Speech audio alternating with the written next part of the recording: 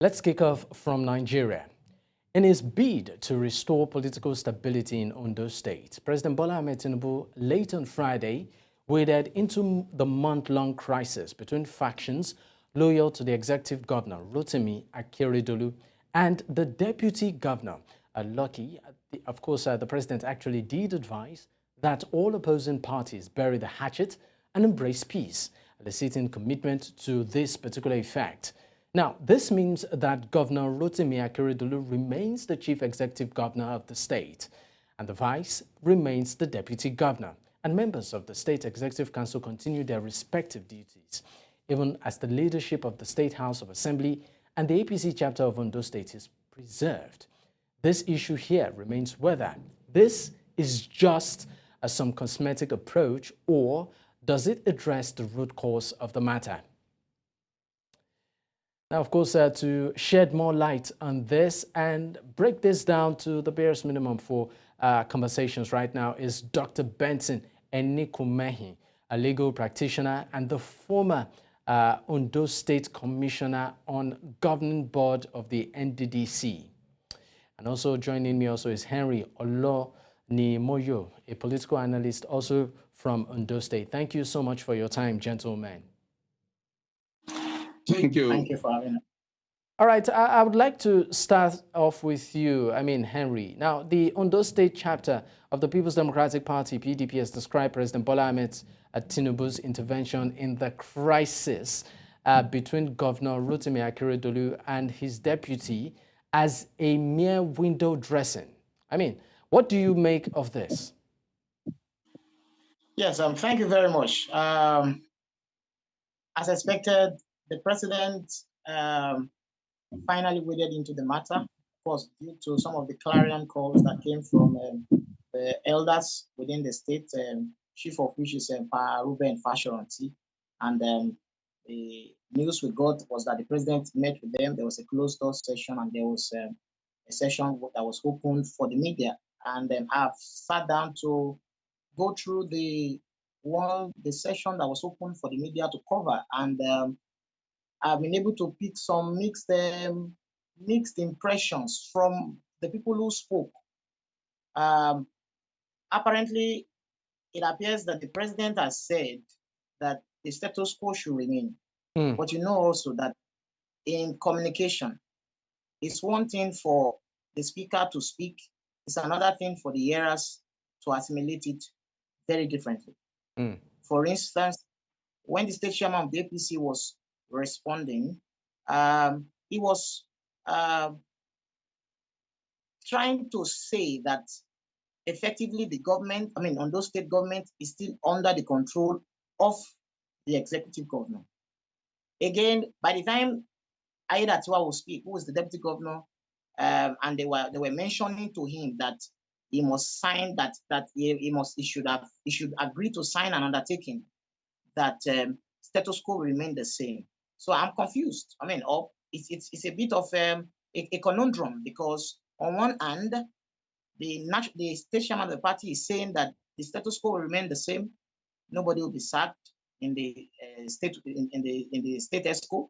Nobody would be impeached, either the governor or the deputy governor. But on the other hand, again, you're asking the deputy governor to sign an undertaking that nothing will go wrong. That appears to me as if there is some kind of consensus that the deputy governor will now be in control of the state.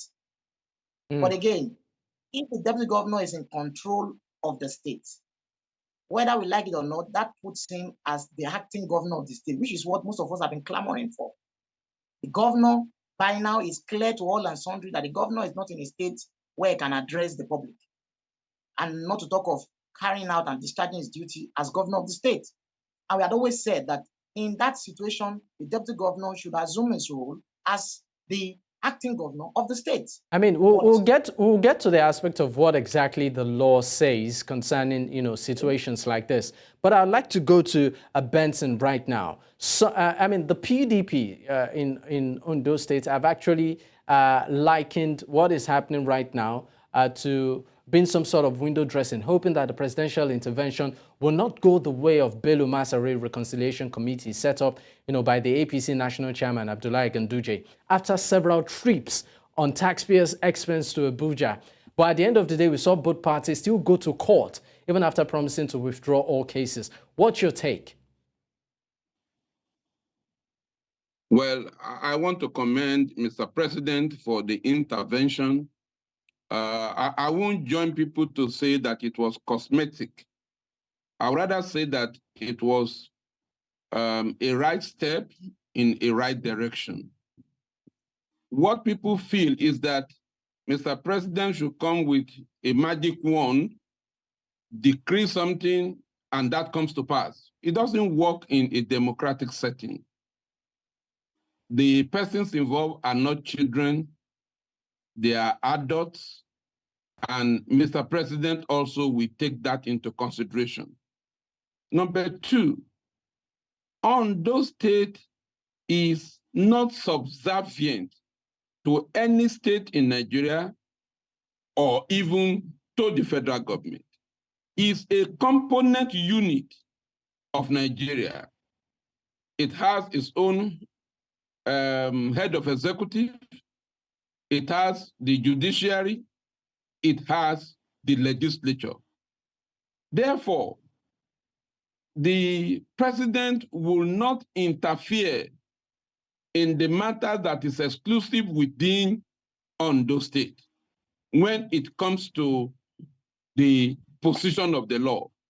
What the president has done as the leader of the party in Nigeria, that is APC, is to call the people to order, to say, come, you can't be doing this, you can't be doing that. There are matters that he heard in the secret, like it is normally said, it is not all clothes that you will sun outside. Those ones he heard, he digested. There are those ones he felt he could make public. Therefore, his intervention is one step ahead. The players are the one who will now come home and say, Mr. President has intervened. We should go ahead and walk in that direction. I have been a teacher. I went to a teacher training college where you will have the plan of lesson, the scheme of work, and then you have the daily work that you prepare on daily basis to teach. So the work of Mr. President will just be like a scheme of work or a plan of work. Now, the daily note of lesson will be that which the players in Ondo State will come and cross the T's and dot the I's. I do know of a fact that somebody must be in the saddle for the direction that Ondo State must take. Our governor is sick, no doubt about it. We pray hard that it gets well. I'll be happy to take talking drums to the airport to welcome Aketi, as we normally call him. However, while he's away, somebody must stand in. The duty or the joint ticket between the governor and his deputy is akin to that of the pilot and co-pilot. If the pilot develops challenges while on air, you won't wait for the members of the crew to come and take a decision. Immediately, the co-pilot takes over. I feel that is the way it should go.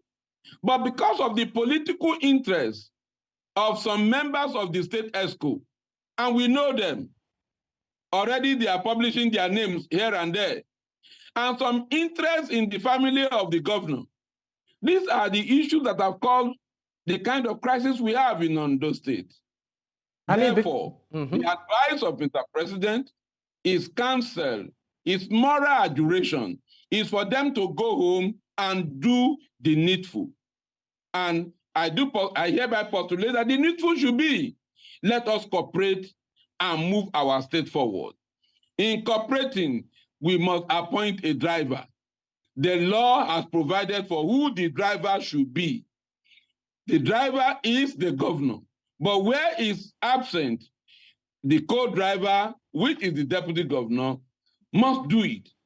And the law enjoins the House of Assembly to so do. There are two ways to do it. It's either they apply Section 189 of the Constitution or they apply Section 190.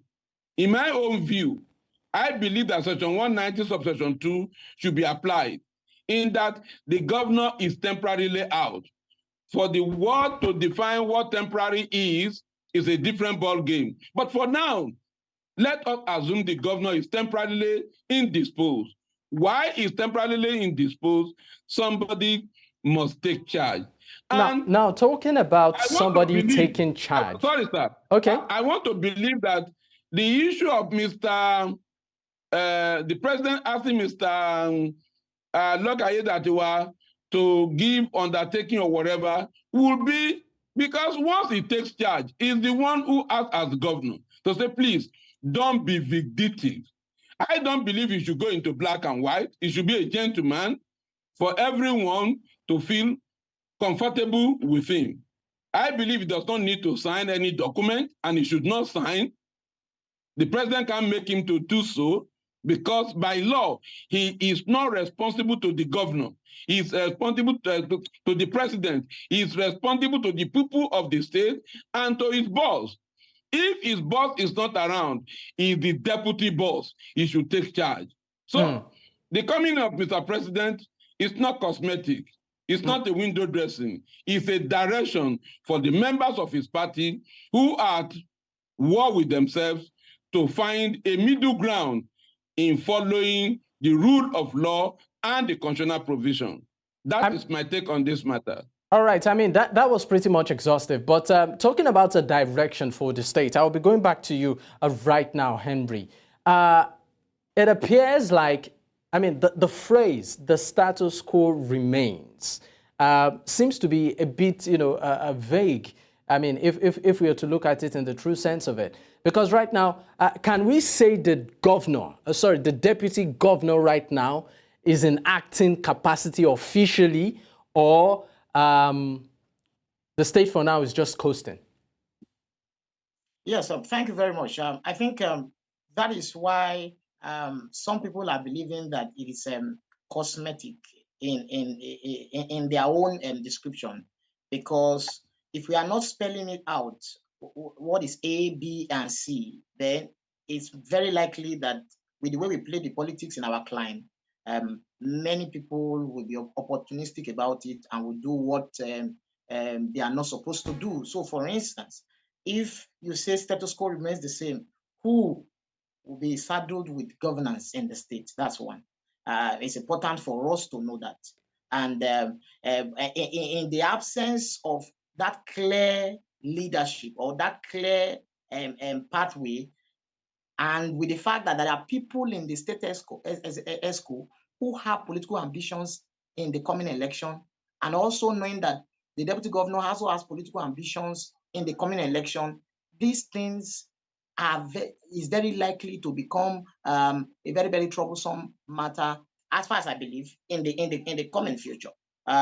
Even though we might have maybe some form of calm now, I still feel, and I feel strongly, that in the statement status quo, a lot of the parties, warring parties, will have their various definition of what the status quo should mean. But for the Ondo State people, our own idea is that the deputy governor should assume the post of governance, should represent the state in matters within and outside the state, should be able to delegate people to go and represent the state, that our seat is not vacant in the Federal Executive Council meetings, that documents, finances, and things that should be done as far as this is concerned is brought directly to the table of deputy governor and is made to take the decision for the sake of the state. That's what we, the people of Ondo State, are much more interested in as far as governance is concerned.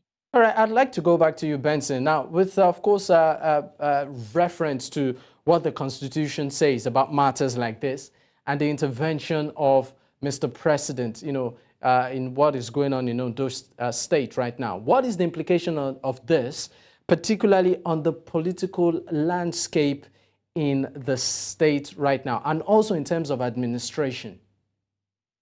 I believe that if we look at section 190, subsection 2, we will have a clearer picture of what should be done, because it's a constitutional provision.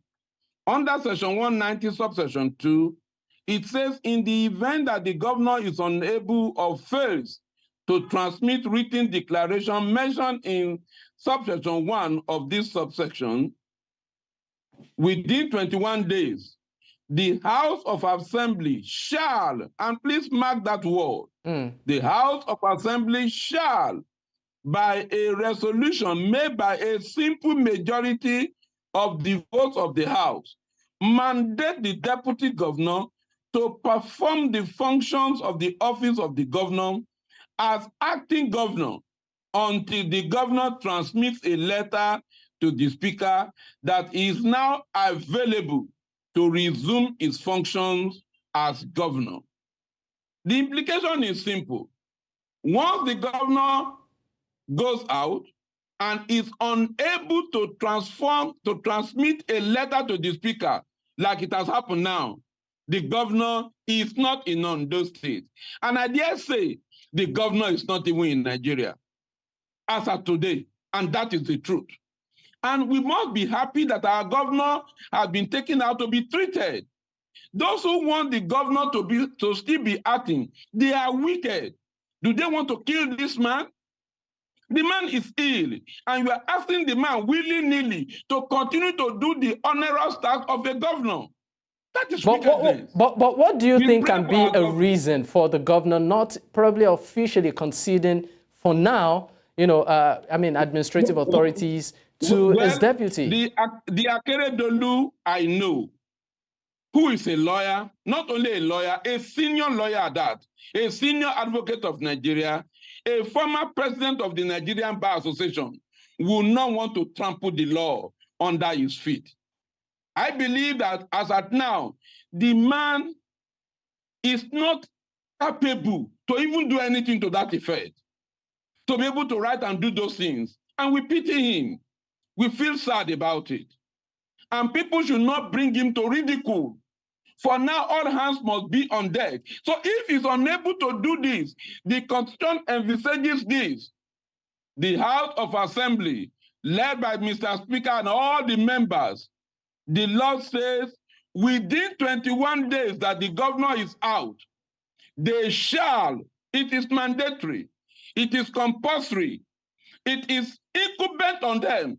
It doesn't give them option. They shall, within 21 days, not more than 21 days, go ahead and by a simple resolution, make the deputy governor an acting governor. Though acting governor, it does not remove the governor from being the governor. As soon as the governor comes back, he takes his mantle of leadership. The House of Assembly cannot make SSG acting governor. They cannot make chief of staff acting governor. They cannot make any other person acting governor other than the deputy governor that the law requires them to do. So all right. Members of the House of Assembly should be stately enough. They should play the statesmanship role for Ondo State. We need them to go beyond the petty politics. We need them to go beyond I'm supporting A, I'm supporting B. Now they should be supporting Ondo State. And what is the support for Ondo State? That a leader should emerge. They don't need to go to Abuja to do that. They don't need to go to Akwa Ibom to do that. They should sit down. What does the law encourage us to do? The law says when our leader, our governor, our boss is not around, is incapable to perform, that the co-pilot with him, who is the deputy governor, should be in acting capacity. All right, Benson, I just want to leave you quickly. Party. They should sit down and discuss whatever interest they want to meet. They should sit down and discuss those interests. All the pepper and onion they are talking about, that's not our concern. We need leadership. All right. And now, staying on leadership. with the provision of the section. Great. Now, staying on leadership, I'd like to go back to you, Henry. On a broader scope right now, I mean, what is usually the root cause of rift between governors and their deputies, like what we are seeing right now in Ondo State and then Edo State, where, I mean, during the elections, they come out together. I mean, they are able to get the mandate together. But, you know, in the course of their administration, it looks like, I mean, their relationship go, you know, sour. So what exactly would you say is responsible for some of this sweet relationship at some point gone really bitter and bad between governors or leaders and their deputies? Yes, thank you very much. Although initially when the sagas began about the governor of Ondo State and his deputy, I initially thought it was one of the situations where the governor was directly going against the deputy governor. But with the events that have unfolded in the last few months, I can say that it appears that the governor might not even be aware that his deputy governor is presently embattled, as far as I'm concerned, because we have not had the governor speak publicly. We have not had him talk. Nobody has seen him in the public space since he came back. He has not stepped his feet on Ondo State soil. And so that tells us that that man who we have not heard his voice, we've not seen him speak, we've not heard him at all, cannot possibly be the person that is fighting or that is in a kind of embattlement against his deputy governor. It definitely means that some other people are playing some kind of politics. Any idea who these other people are? That's why many of us are worried. There are people who are unelected, who are playing very, very dangerous games with the absence of the governor. There are a lot of unelected people, and that's why you have statements like "let the status quo remain the same." As far as we people on those are concerned, we only elected 2 people: the governor and the deputy governor, and then the House of Assembly. They are there to speak on our behalf. And again, that also has a lot to say about how we understand democracy and how democracy is supposed to function. For instance, one of the challenges we have with democracy in Nigeria particularly is when there is a problem, instead of us to go and check our law, the book, the constitution, what we claim to follow, which is rule of law, to know what is the next thing to be done, everybody is looking at what does the president want us to do, or what does the party leaders want us to do, or what is the next step. The law is clear on what should be done, like Barrister Benson Enikuomehin has just reeled out. The law is clear, but we are always waiting for something else apart from the rule of law. And that's why democracy sometimes appears that we are not having the dividends in Nigeria when other countries are doing fine with it. So I just think that we push politics too far in this climb. And that's why you have a situation where a governor and deputy governor are friends, but by the time the deputy governor begins to have an ambition, as if it's a crime to have an ambition in the first place, then you have issues again. And then the governor now begins to fight with everybody who wants to succeed him until he picks out his own successor. And then it's not democracy. Let's go to the rule of law. Let's follow our constitution, and then peace. All right, Dr. Benson Enikuomehin, a legal practitioner and also former Ondo State Commissioner on the governing board of the NDDC, and also Henry Olonimoyo, political analyst from Ondo State. Gentlemen, thank you for your time. Thank you very much. It's a pleasure being here. I hope the people will listen and do the right thing.